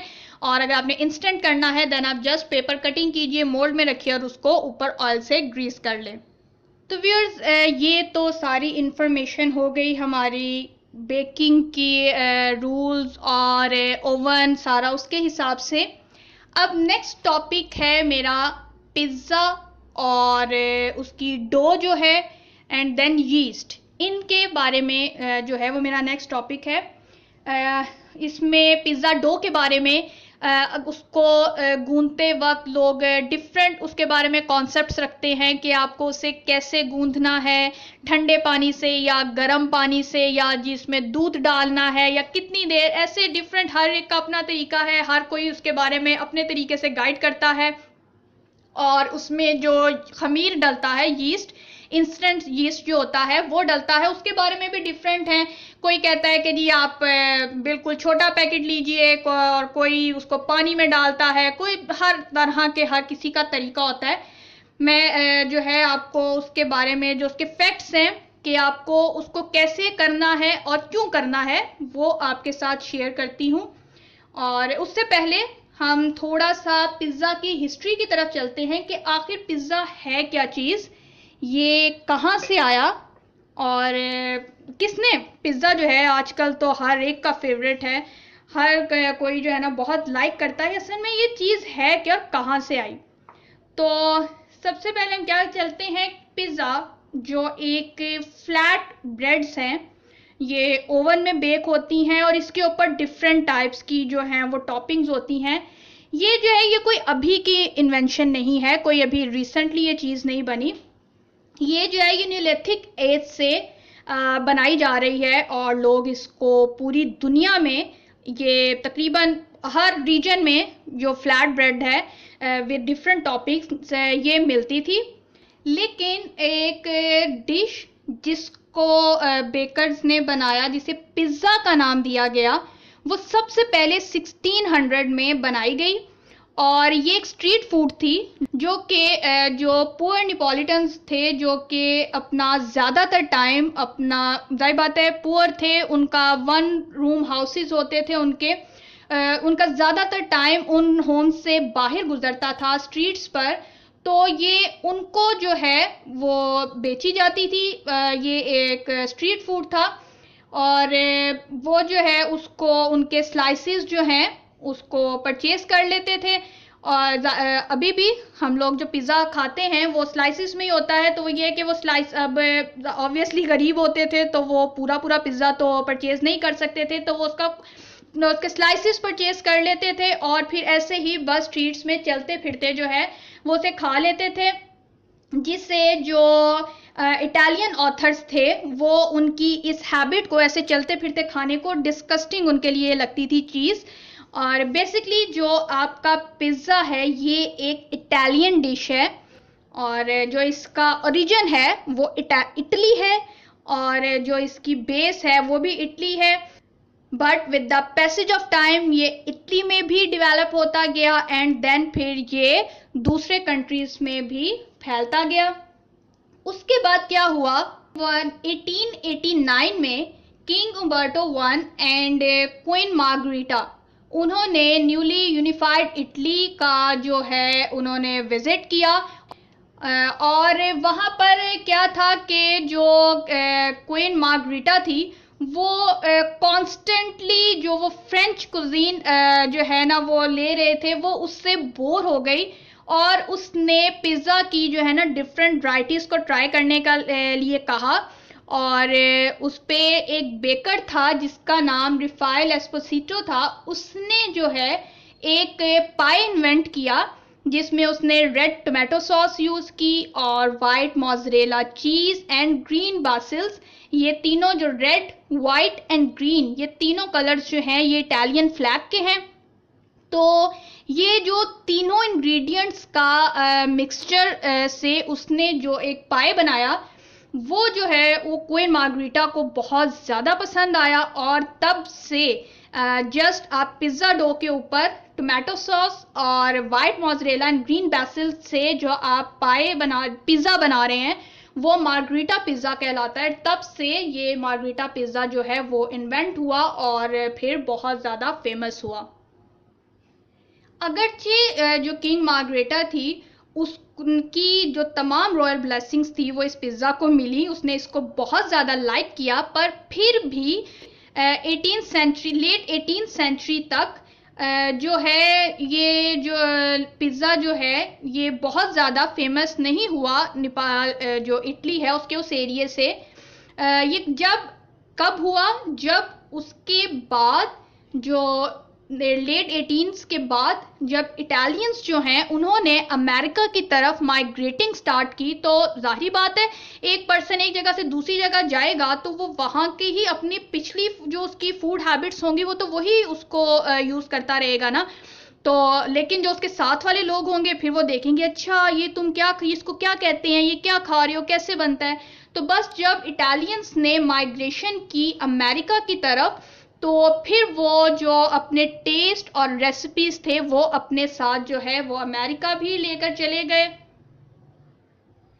उसके बाद इन 1905 में गेनारो लombardi ने अपना जो है वो फर्स्ट पिज़्ज़ा रेस्टोरेंट जो है वो यूनाइटेड स्टेट्स में ओपन किया और वहाँ पर उसने जो है एक स्ट्रीट फ्रंट शॉप उसने ली और वहाँ वो अपना पिज़्ज़ा जो है वो सेल करता था। अब जो है लम्बार्डीज जो है वो स्टिल आज भी वो वर्किंग में हैं, वो ऑपरेशन अपने इन ऑपरेशन है, लेकिन ऑल्दो वो अपनी एक्चुअल जो ओरिजिनल लोकेशन थी वो वहाँ नहीं है, पर फिर भी जो लम्बार्डी है वो अपना ऑपरेट कर रहे हैं और उनके रेस्टोरेंट, वहाँ रेस्टोरेंट में अभी भी वही ओवन यूज होता है जो कि उसने 1905 में जब अपना पिज़्ज़ेरिया स्टार्ट किया था तब जो है वो यूज करता था, वही अभी तक उस रेस्टोरेंट में यूज हो रहा है। अब आप कहेंगे जी पिज़्ज़ेरिया क्या है, तो पिज़्ज़ेरिया जो है वो उन रेस्टोरेंट्स को कहते हैं जो कि स्पेशलाइज्ड होते हैं इन पिज़्ज़ा मेकिंग। यानी जो रेस्टोरेंट लाइक जैसे हमारे यहाँ पिज़्ज़ा हट कह लें कि वो डोमिनोज का भी जो पिज़्ज़ाज हैं कि वो स्पेशलाइज, वैसे तो हर बेकरी हर रेस्टोरेंट जो है वहाँ पिज़्ज़ा अवेलेबल होता है, लेकिन जिन रेस्टोरेंट्स की जो फेमस हैं जो वो पिज़्ज़ा की वजह से ही हैं, जो स्पेशलाइज्ड हैं पिज़्ज़ा मेकिंग में, उन्हें आप पिज़्ज़ेरिया बोलते हैं। और जो स्मॉल साइज पिज़्ज़ाज होते हैं लाइक हमारा आप गॉर्मे का देख लें जो स्मॉल उनका मिनी पिज़्ज़ा होता है, या फिर आप अपना K&M's के भी होते हैं, जो स्मॉल साइज पिज़्ज़ा होता है उसको आप पिज़्ज़िटा बोलते हैं और वो पर्सन जो के पिज़्ज़ा बनाता है उससे पिज़्ज़ाइलो बोलते हैं। इस सब के बाद जी अब हम इसकी हिस्ट्री के नेक्स्ट स्टेप पर चलते हैं कि 1930s तक जो पिज़्ज़ा का बिजनेस है वो बहुत ज़्यादा जो है वो अरूज पे गया, बहुत ज़्यादा बूम्ड हुआ।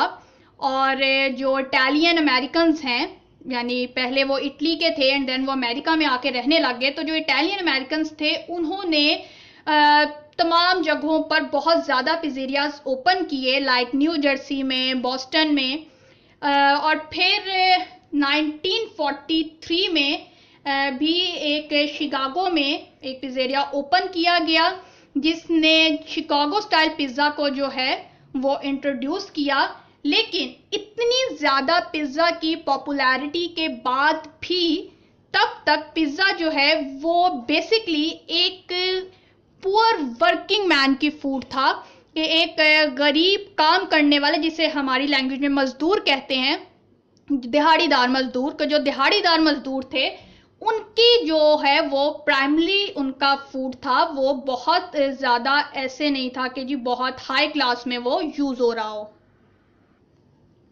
उसके बाद क्या हुआ कि आफ्टर वर्ल्ड वॉर टू के जब यूएस सोल्जर्स जो हैं वो यूरोप से वापस अपने होम वापस गए, तो अब ऑब्वियसली वर्ल्ड वॉर टू इतना टाइम रही और उस टाइम में जो है काफ़ी टाइम वो जो सोल्जर्स हैं वो रहे वॉर जोन में। तो अब वो जिस इलाके में थे उन्होंने वहीं की फूड खानी थी। तो उस टाइम जो है ना वो उन्होंने उस सारे टाइम में वो बहुत ज़्यादा जो है उन्होंने पिज़्ज़ा उसको खाया हुआ था। तो जब वो वापस गए तो उन्हें फिर उनको चाहत हुई कि जो इतना टाइम वो पिज़्ज़ा खाते रहे वो उसका टेस्ट जो है वो दोबारा उसको इंजॉय करें।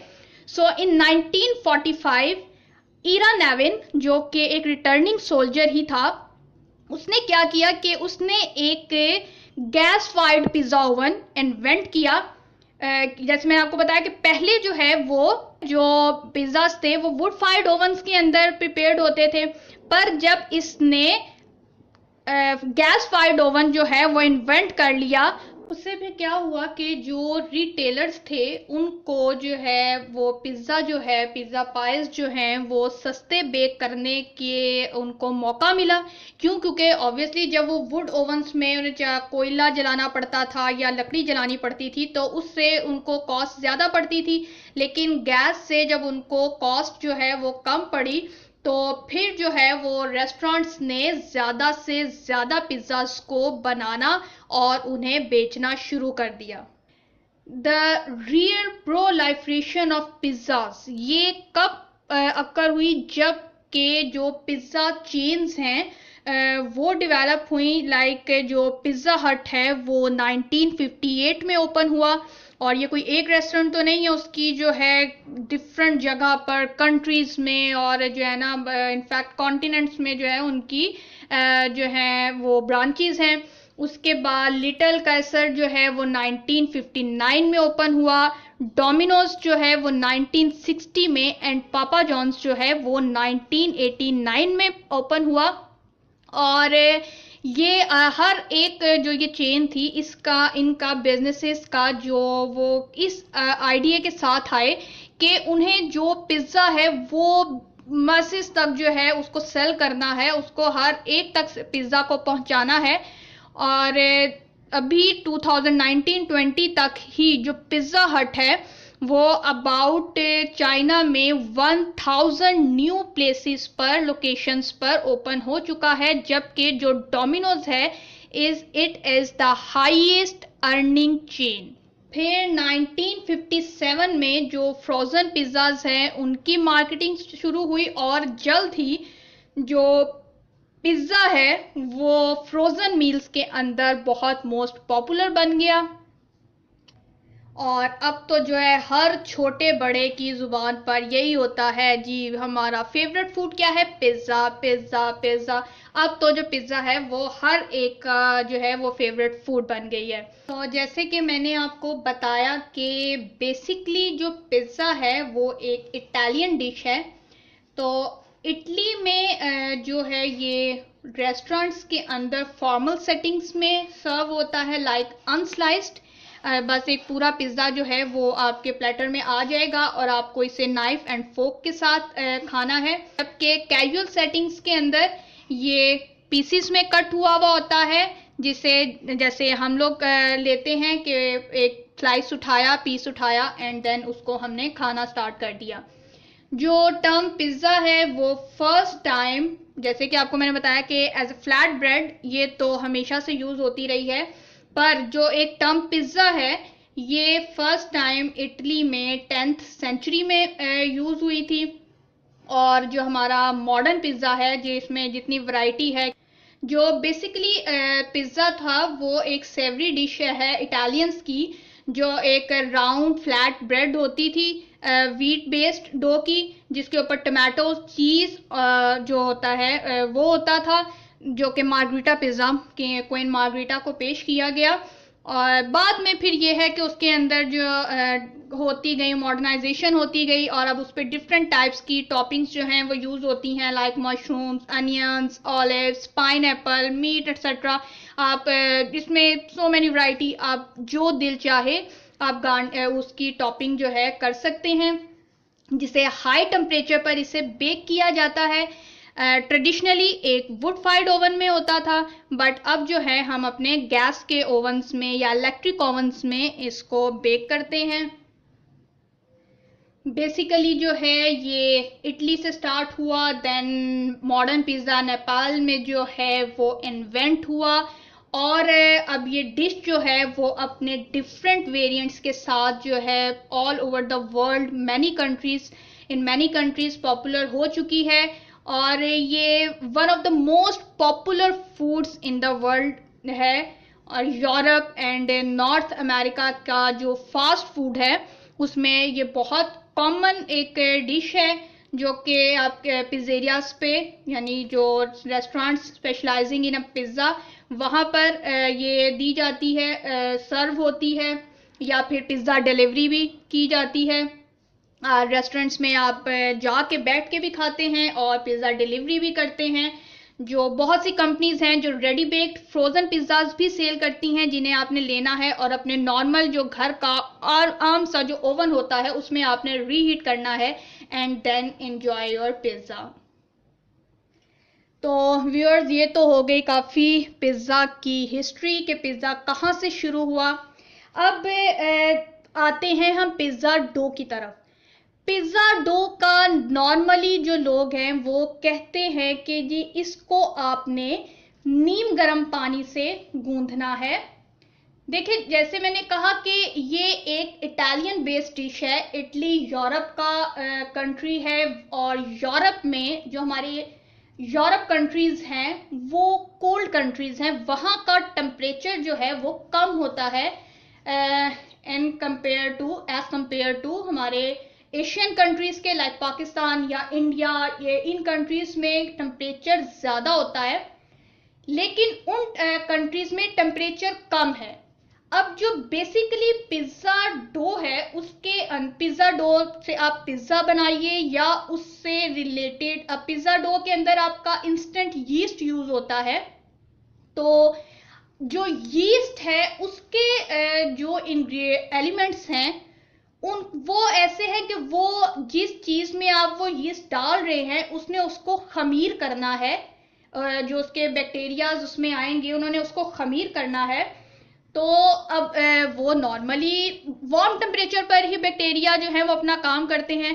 फ्रिज का इन्वेंशन क्यों हुई कि फ्रिज में टेम्परेचर कम होगा, वहाँ बैक्टीरियाज इतना जो है इफेक्टिवली अपना काम नहीं कर पाएंगे, तो आपका फूड जो है वो सेफ रहता है।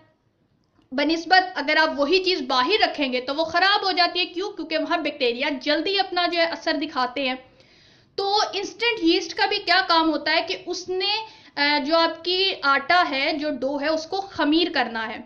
अब जब यीस्ट ने वार्म टेम्परेचर पे काम करना है, तो यूरोपियन कंट्रीज के अंदर तो टेम्परेचर होता है ठंडा, उनको यीस्ट को एक्टिव करने के लिए वार्म वाटर यूज करना पड़ता है कि वो जो अपना यीस्ट है उसको वार्म वाटर यूज करके मैदे में मिक्स करके अपने मैदे को, जो डो है, उसको वार्म वाटर से नीट करते हैं ताकि जो आप यीस्ट है वो एक्टिव हो जाए।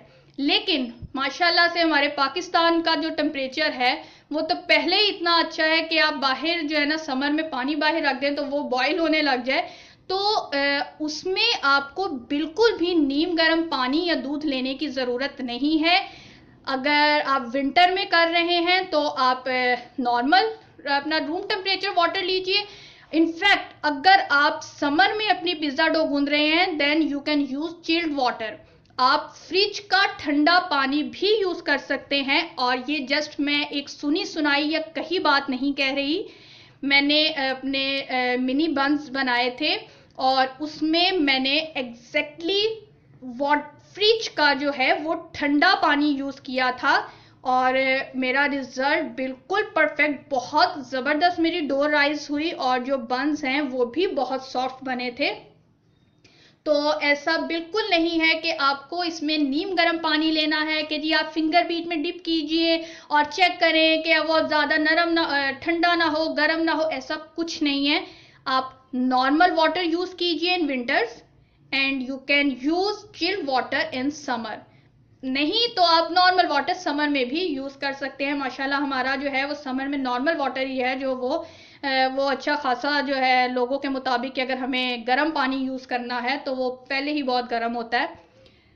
तो उसके बाद ये होता है कि जी हमारी जो है ये डो राइज नहीं होती।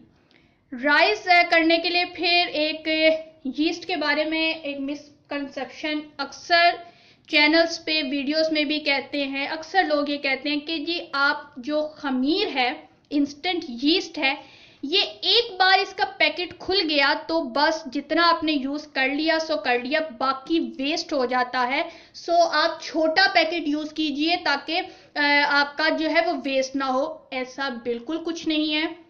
मैंने खुद जो है वो ½ kg पैक लिया हुआ है और छोटे पैक्स को भी मैंने रीयूज़ किया हुआ है और अल्हम्दुलिल्लाह मेरा रिजल्ट हर टाइम परफेक्ट आता है। आपको करना क्या है कि आपने यीस्ट का पैकेट लिया, उसमें से आपने छोटा साशे लिया, बड़ा पैकेट लिया, जितना मर्जी लिया, आपको उसमें से जितना यीस्ट चाहिए आप वो निकालें। बाकी पैकेट को अच्छे से उसको रैप करें, क्लिंग रैप करें आप, या उसको फोल्ड करके उस पर रबर बैंड चढ़ा दें, या फिर आप जैसे भी बस उसको अच्छी तरह एयर टाइट कर दें। फिर उसको आप जिप लॉक बैग में डालें एंड देन आप उसको फ्रिज में रख दें। जब आपको ज़रूरत हो फ्रिज से निकालें, जितनी ज़रूरत है उसमें से निकालिए, बाकी को फिर दोबारा से सील करके जिप लॉक बैग में अच्छे से बंद करके आप फ्रिज में रख दें। और जितना आपको यूज़ करना है उसे आप थोड़ी देर बाहर रखें। जब वो रूम टेम्परेचर 5 मिनट 10 मिनट जो भी है वो रूम टेम्परेचर पर आ जाए, देन आप उसको अपनी डो में यूज़ कीजिए। कभी भी यीस्ट को पानी में मिक्स मत करें।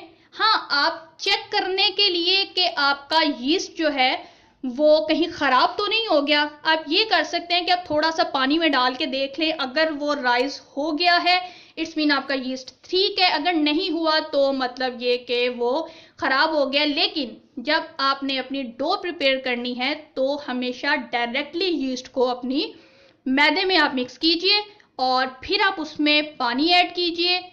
पानी हमें, अगर आपको एग्जैक्टली भी पता है कि आपको 1 कप यूज़ करना है तो कभी भी साथ के साथ एक साथ सारा पानी मत डालें, थोड़ा थोड़ा करके पानी डालें और साथ साथ मिक्स करते रहें। पिज़्ज़ा की डो को हमेशा आपने थोड़ा सॉफ्ट गूंदना है, घर के आटा जितना होता है उससे आपको इसको थोड़ा सॉफ्ट गूंदना है और इसको आप अच्छे से मिक्स करें बाउल में। मैदे को जो भी इंग्रेडिएंट्स आपने डाले हैं पानी से, नॉर्मल पानी से अच्छे से मिक्स कीजिए और उसके बाद उसको किचन काउंटर पर डालें और अपने हाथ की हथेली से आपने अच्छे से उसको गूंदते जाना है। इतना आपने गूंदना है कि जो आपकी डो है उसमें इलास्टिसिटी आ जाए, यानी जब आप उसको स्ट्रेच करें तो वो एकदम से ना टूटे, वो स्ट्रेचेबल हो जाए। जितनी ज़्यादा आपकी डो इलास्टिक हो जाएगी उसका रिजल्ट उतना ही परफेक्ट आएगा, वो उतनी जल्दी राइज होगी और उतनी उससे बनने वाली चीज़ें परफेक्ट बनेगी। सेकंड स्टेप हो गया कि आपने अच्छे से अपनी डो को नीट कर लिया। उसके बाद आपने क्या करना है कि आप अपनी डो को बाउल में डालिए, उसके ऊपर हल्का सा ऑयल लगाइए। आप उसे क्लिंग रैप करना चाहते हैं आप वो कर दीजिए, नहीं तो घर में सिंपल कोई भी आप शॉपर लीजिए बड़ा, जिसमें आपका जो बाउल है वो इजीली चला जाए। आप अपना बाउल उस शॉपर में डालिए, अच्छे से नॉट लगाइए आप अपने शॉपर को और 1 से 2 मिनट प्री हीटेड ओवन में 1 से 2 मिनट फुल टेम्परेचर पे ओवन को प्री हीट कीजिए एंड देन ओवन ऑफ कर दें, या पतीले को 1 से 2 मिनट फुल हीट पे प्री हीट कीजिए, देन आप फ्लेम ऑफ कर दीजिए और बस अब बंद पतीले या ओवन में आपने अपना जो बाउल है वो रख देना है। ढक्कन, अगर पतीला है तो ढक्कन बंद करके, ओवन है तो उसका डोर बंद करके, और आपने उसको राइजिंग टाइम देना है। अगर आपका समर है तो 1 से 2 घंटे में वो आपकी नीडिंग क्वालिटी पे डिपेंड करता है, आपने डो को कितना नीड किया है, कितना गूंधा है। अगर आपका बहुत ज़्यादा इलास्टिक हुई हुई है तो आपकी जल्दी राइज हो जाएगी, अगर आपने थोड़ा गूंधा था तो थोड़ा ज़्यादा टाइम ले लेगी। तो उसमें यह है कि 1 से 2 घंटा समर में, और अगर विंटर है तो आपको 3 से 4 घंटे भी लग सकते हैं, वो आपकी राइस हो जाएगी। फिर आप उसको निकालिए, पंच करिए, दोबारा से उसको हल्का सा नीट करें, एंड देन आप उससे जो भी आपको बनाना है वो बनाइए। और कभी भी पिज़्ज़ा डो से जो आप चीज़ें बनाएंगे उन्हें शेप देने के बाद आपने फौरी ओवन में नहीं रखना। अगर आप पिज़्ज़ा भी बना रहे हैं तो पिज़्ज़ा डो को अपनी ट्रे में, जो पिज़्ज़ा ट्रे है उसमें सेट करें, सारी उसकी टॉपिंग कीजिए और उसको आप साइड पे रख दीजिए। 10 से 15 मिनट में जब आपकी डो थोड़ी राइज हो जाएगी, देन आपने अपनी ट्रे को ओवन में रखना है बेक करने के लिए। इसी तरह आप चिकन ब्रेड बना रहे हैं, आप बंस बना रहे हैं, कोई भी रेसिपी जो पिज़्ज़ा डो से बनने वाली होगी, ऐसी रेसिपी जिसमें आपने यीस्ट यूज़ किया है, इंस्टेंट यीस्ट, उसको कभी भी शेप देने के बाद आप डायरेक्ट बेक नहीं करेंगे। आप शेप देने के बाद उसे साइड पे रख दीजिए और 15 मिनट 20 मिनट जो भी उस रेसिपी की रिक्वायरमेंट है, जब वो पूरी हो जाए देन आप उसको ओवन में रखें या पतीले में रखें, जैसे भी करना है, देन आप उसको बेक करेंगे। तो व्यूअर्स, आई होप कि आपको पिज़्ज़ा डो को गूंथने से मुतालिक जो भी कंफ्यूजन्स होती हैं, या आपके माइंड में जो ये क्वेश्चन होता है कि पिज़्ज़ा डो जो है वो सही से राइस नहीं हुई, उसका जो सारे मेथड्स हैं वो मैंने आपको क्लियर कर दिए हैं।